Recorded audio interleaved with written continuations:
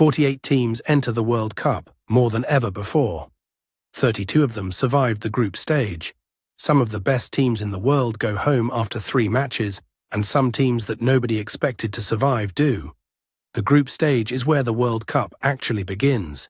Here is exactly how it works. 48 teams are divided into 12 groups of 4. Each group is labeled A through L, 12 groups total. Every team in a group plays every other team in that group. That means 3 matches each, no more, no less. Win, 3 points. Draw, 1 point each.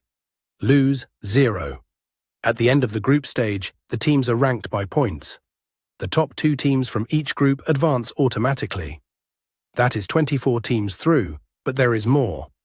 The 8 best third-place teams also advance, making 32 teams total in the knockout stage. Some teams with 9 points out of 9 and still get criticized.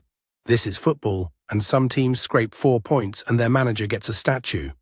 Context is everything. Third place, maybe. It depends on how other groups play out. Nobody likes this uncertainty. It exists anyway. But what happens when teams are level on points? First, goal difference, then goals scored, then head-to-head result, then fair play points, yellow and red cards, and if everything is still equal, drawing of lots. Someone picks a name from a hat. In a World Cup in the 21st century, this has never actually happened, but the rule exists just in case. Every World Cup has one group that everyone talks about, the group of death, where multiple title contenders end up in the same group, where the best team might not even make it through.